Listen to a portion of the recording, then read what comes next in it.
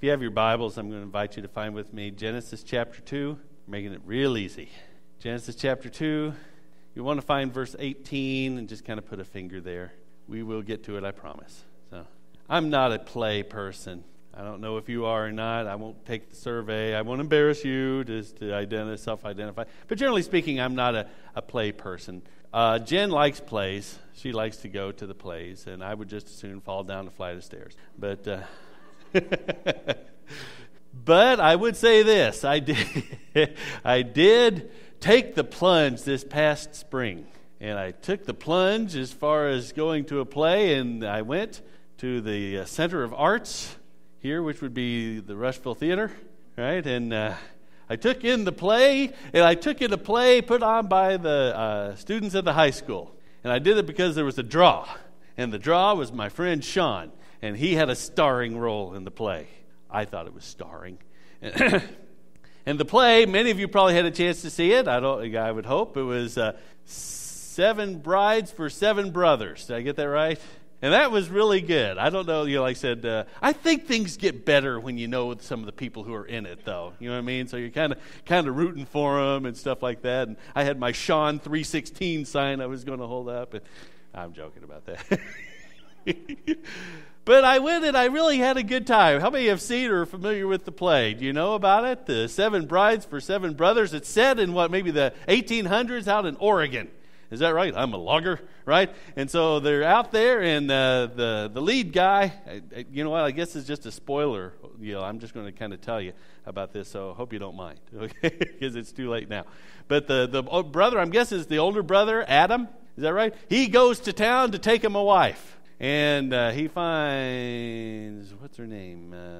Help me. What's her name? Millie. I was close. Thank you for the help. Okay, Millie.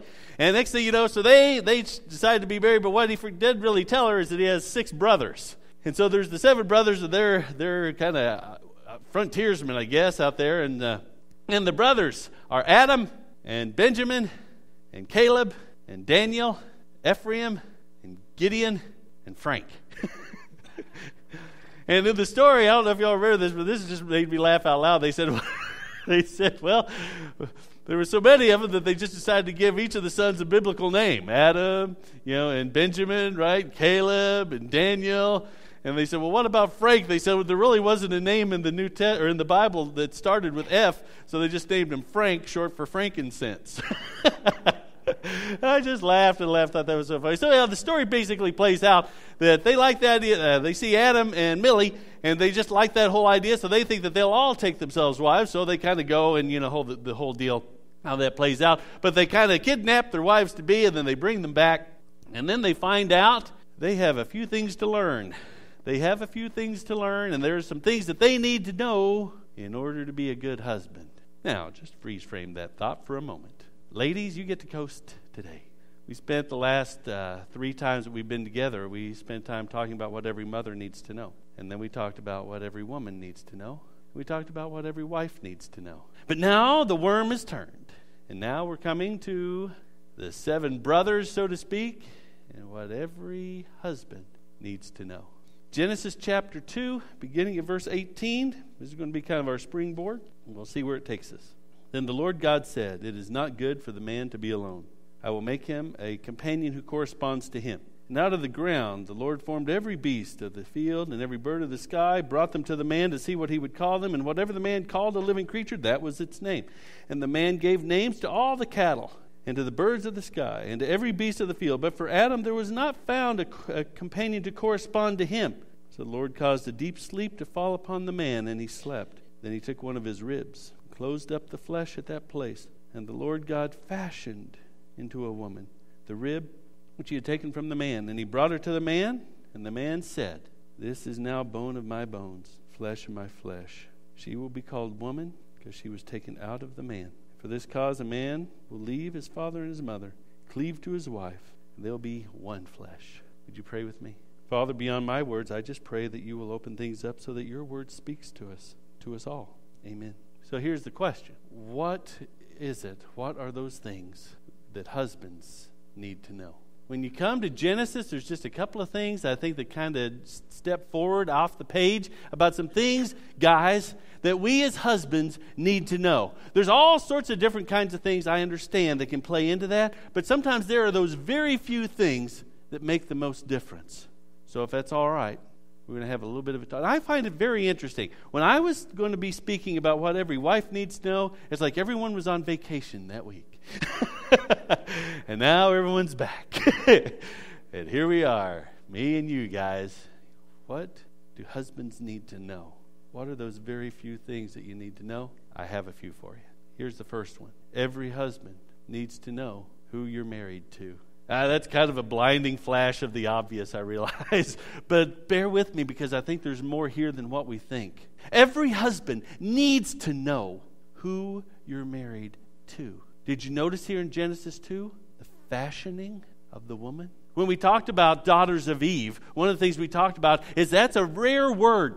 And it's used only of the very dwelling of God and of the creation of the woman. Fashioned is a word of great care, craftsmanship, and artistry. And every husband here needs to know that the person you are married to has been fashioned by God. Not only is she fashioned by God, God places great value. She is the final work of His creation, according to Genesis. Did you see that? And He values her to the point of shedding blood for her. Men, you need to know who you're married to. You're married to a daughter of Eve, fashioned by God, valued by God, to the point where He would shed blood for her. She is His special treasure.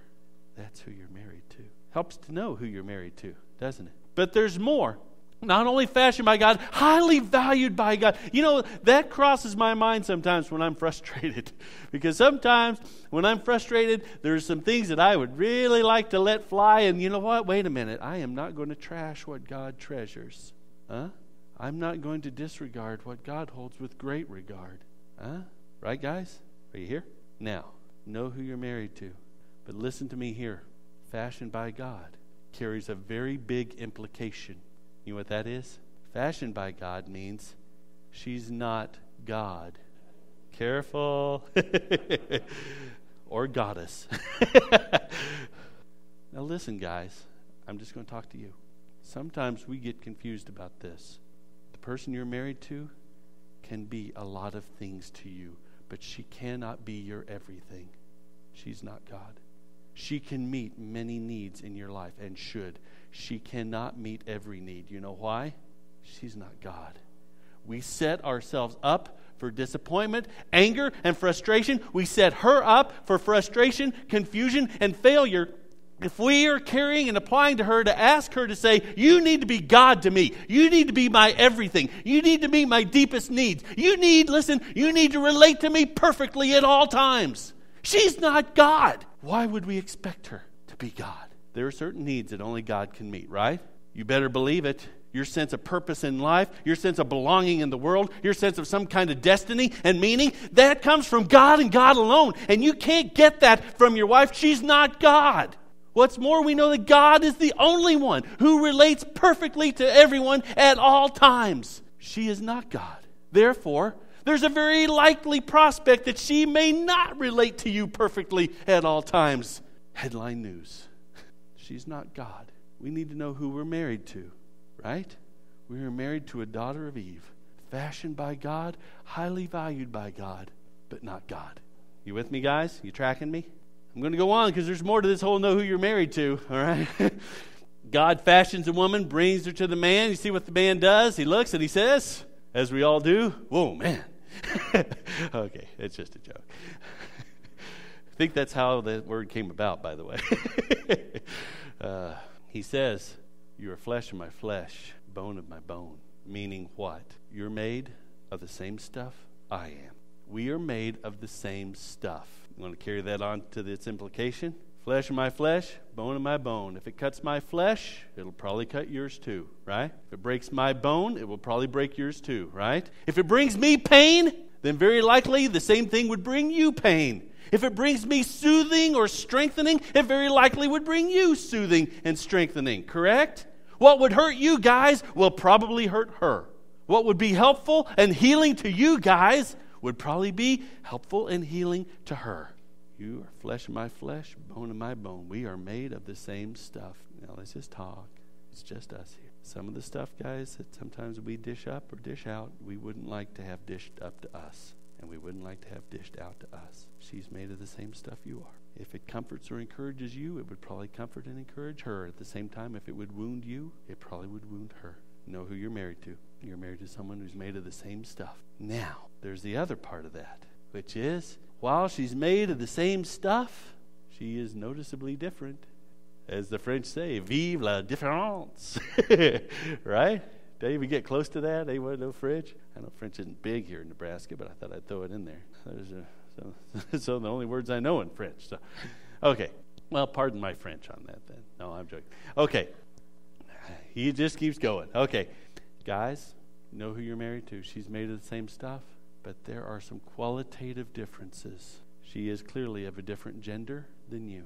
But this is different but equal. Can I give you all just a little lesson in philology? What happens is that there's different languages put together their sentences and how they communicate differently. You with me? Not just that the words are different, but let me give you an example. In English, the meaning of a sentence is kind of determined by where the words show up in the sentence. Correct? I mean, unless you talk like Yoda, most of us, we know that, okay, here's kind of the way the sentence goes by the order of the words in the sentence. There are some languages, though, that do it a different way. They use different endings. And so the different endings tell you how they match up. So it's kind of a mix and match in the sentence. Are you with me still? There are also in languages some what they call different endings in terms of masculine endings and feminine endings. You with me now? Now, let me tell you what goes on here in Genesis chapter 2. God fashions a woman from the rib of the man, brings him to the man. He says, you are flesh of my flesh, bone of my bone. You will be called woman. Okay? Woman and man is kind of close, right? In Hebrew, the word for man is ish, 2 letters. There's the I letter and the sh letter, okay? Ish. He looks at her and he says, you will be called Isha, which is what? Feminine ending, same word. Meaning, you are of the same stuff I am. We are completely equal. You are feminine, though. We are different, but equal. That's the point in Genesis 2. Guys, you need to understand who you're married to. She is different from you. And she's different in her gender. She can't help it. She likes to shop. It's just the way it is. They like drippy movies. They can't help it. It's just part of how God's made them. Okay? You've got to know that she is different and value that differentness. Okay? There's more. She's different in background. Have you put that little piece together? We even see it in Genesis 2. Adam is formed where?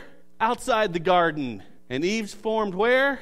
Inside the garden. There's a little wildness to guys for some reason. But you know what? Guys, we have to understand who you're married to. I grew up in crazy world. Jen grew up in Leave It to Beaver world. That was a major collision. And if I understand who I'm married to, then I understand I get to step into Leave It to Beaver world. And it's all right. But if I don't understand how we're different, we've got problems. Guys, you got to know who you're married to. Okay, more. You ready for more? Because I got more. This whole thing of know who you're married to, we got to kind of unpack that a little bit more. They think differently than you do. They react differently than you do. They process things differently than you do. It'd be an entire series of messages to explain this. Not even going to try. Let me go a different route. How about this? Guys, you need to know who you're married to. I learned this at the doctor's office. Don't draw the wrong conclusion. Let me go back. Years ago, I went. It was just for a checkup, and I was talking to the guy. He was our doctor, and he was a friend of mine. We were just chatting about different stuff, about how life was going along. And he said, life really started to get a lot better for me when I realized this. He said, I realized I was married to my wife and not my profession. Every husband needs to know who you're married to. You're married to your wife, not your profession. My friend Doug had to figure out that he was married to his wife and not league softball. My friend Lloyd had to figure out that he was married to his wife and not the bottle. I can keep going. And my friend Raleigh had to figure out he was married to his wife and not his lawn. As obsessed as he may be with his lawn, you're married to your wife and not your stuff. Here's a good story. You'll like this story. The story is that there's this husband and wife, and they got a new-to-them car, and they decide she'll be the one that drives it, and they had it for a month or two, and then all of a sudden, here comes the call, and there'd been an accident. the usual. Someone isn't paying attention. Someone pulls out in front of them. All of a sudden, you got a crash bang. No one's hurt or anything like that, but everyone's a little bit shaken. They're calling the police. It's coming in. She reaches to the glove box, right, to check to get the insurance stuff. There's a little envelope there. She opens it up. There's the insurance form, but there's also a note in the envelope. And the note says, in case of accident, remember, it's you I love and not the car. Guys, every husband needs to know who you're married to. You're married to your wife. She's a daughter of Eve. She's not God, but she's his gift to you. Right, guys? Okay, Alan's with me. Right, guys? Okay, here's something else that every husband needs to know, I believe. You know what? I think there is value in this for our women who are here. You know, this can kind of be your checklist. You can coach him on these things, okay? Bring these things up at opportune times. He'll appreciate it. Guys, we like to be able to measure success. And we have a lot of ways to measure success in life, right? When we're in school, how do we measure success? Come on, teachers, help me. How do you measure success in school? The grade that's on the paper, the grade that's on the card, right? How do you measure success in sports? Well, how did you do, right? Did you win? Did you lose? Did you get the championship? Did you get the trophy? We measure success. We know how to measure success that way. We know how to measure success at work, right? Is there a promotion? Is there a pay increase? Is there the attaboys and the employee of the month or whatever? We know how to measure success in those ways. We know how to measure success in terms of business, you know, and finance and our own, what do you want to call it? Our own accumulation of stuff, right? And that's how much zeros are on the account. Do you know how to measure success as a husband? And why have we never even thought of it? But I think every husband needs to know how to measure success. And I'm going to offer you two measures of your success as a husband. You ready? Number one, I think you measure your success as a husband in terms of the eyes of your friends and your family. Namely, how they see your wife. Guys, I think that your friends and your family, I think the way they see your wife is a reflection of how you treat your wife. I'll say it again. I think that a measure of your success as a husband is found in the eyes of your friends and your family. And they will see and speak of your wife in a way that's reflective of the way you see and speak of your wife. So how do you think they're going to look upon your wife, whether it be your children, your close friends, or extended family? How are they going to look upon your wife if she's seen or portrayed as the old ball and chain? Well, they'll probably see her like that. How do you think they would see her if you kind of treat her as your cross to bear? They'll probably see her like that. How would they see her if you see her as the daughter of Eve, fashioned by God and a gift to you? They'll probably see her like that. I've talked about it before, but it's still worth bearing to share. Jen and I spent 5 years working at a children's home as residential treatment for kids who were in some serious trouble. These were criminal kids, and Jen got to be in kind of the caregiving setting. She was in the shelter care program in college there. I was not. I was in the anger management cottage with teenagers. So I had 14 angry kids all the time. Angry with a little bit of mental health issues and criminal thinking. That's a beautiful combination right there. An interesting thing happened as we were there and working at Basher Children's Home. These guys at my cottage knew that Jennifer was my wife. And I would say almost without fail, they treated her with honor and respect. They didn't really know her that well. And I had never stood over them to say, this is what you're going to do. Why would they see her with honor? They were around me. They heard how I spoke of her. I think you find your measure of success as a husband in part in the eyes of your friends, guys, your family. That's one part. Here's the second part, and this is really a little bit more to the point. You measure success, husbands. The measure of your success as a husband is found in the face of your wife. Think about it. The measure of your success, guys, as a husband isn't what's parked in the driveway. It's not how much is in the account. The measure of your success as a husband is found in the face of your wife. So look at the face of your wife, and you will know your success as a husband. Years ago, it was at a Promise Keepers event, and Bill McCartney, he was the football coach at Colorado, right? Colorado University. They won the national championship with him, but he was one of the key players in the Promise Keepers deal. And he shared to a stadium full of men. And he said he came upon that realization. He said it was one of the most humbling things he'd ever experienced, because when he looked into the face of his wife, what he saw there was pain. And he knew that he was responsible for a lot of the pain that he saw in his wife's face. Every husband needs to know. I've been a source of pain. I've seen pain in Jennifer's face when I've looked in her face, and I know that reflects on me as a husband. Guys, listen. Listen close. The real measure of your success as a husband is found as near as the face of your wife. It will show. It will show in her face. And maybe there's deep joy there. Maybe there's pain. Maybe there's vacancy. Maybe there's hope. It will show. Now you know how to measure success. Your success as a husband. One other bit I need to add about what every husband needs to know. You with me so far? I've only made 2 points, so I hope you are. Number 1, every husband needs to know who you're married to, right? Number 2. I need to say something more about that married to. This is free. But when Jen and I, we were engaged, and we were wanting to be engaged, and I wanted to, so I was in Kentucky at the time, and she was in Kansas, and so I was going to call her dad and ask. Anyone else make that call or have that conversation? That's a little bit of a nervy deal. But I went ahead and swallowed, and I called, and I asked to speak to her dad, and I was talking with Ron, who's a great, great man. And we were chatting, and I made the ask. And then in the conversation, I said, well, one of the reasons I wanted to ask is because I know Jen. And he kind of pulled me up short. And he said, I believe that you think you do. He said, but let me tell you, I've been married to Jennifer's mother for 30 years. And I'm still getting to know her. Know who you're married to. There's a lot more to learn. A lot more to get to know. Okay. Every guy needs to know who he's married to. Every guy needs to know how to measure your success as a husband, right? There's one more, and that is every husband needs to know the difference that God makes.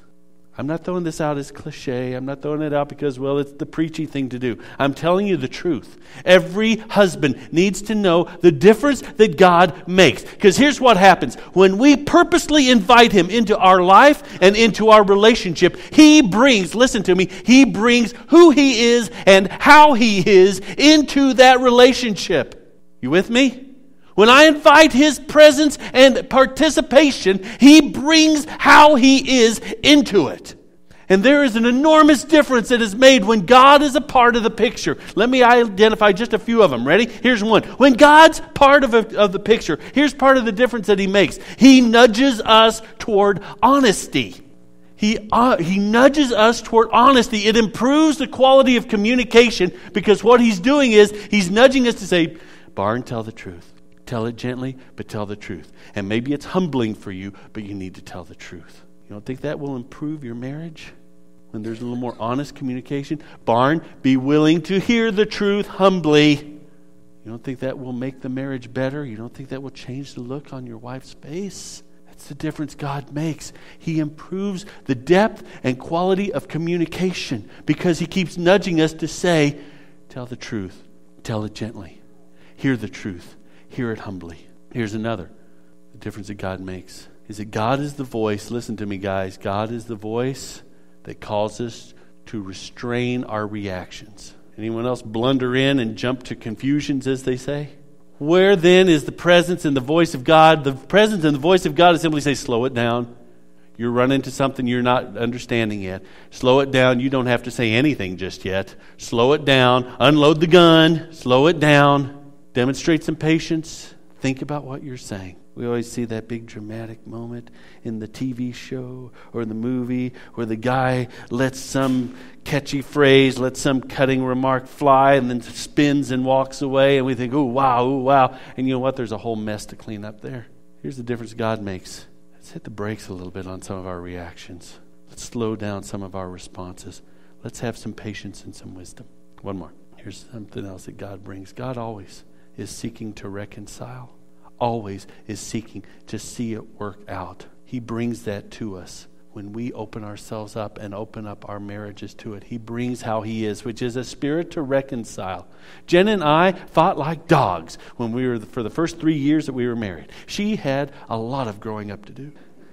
We were so different, we didn't even know how we were different. We were discovering daily how we were different. She wasn't normal like me at all. We didn't have tools, we didn't have skills, we didn't have knowledge, we didn't have squat. But we had one thing that was working. One thing sometimes, this is the only thing we had, which was God was still in the picture and we were going to work it out. Now maybe it wasn't always as clean and tidy, but we did figure out this much.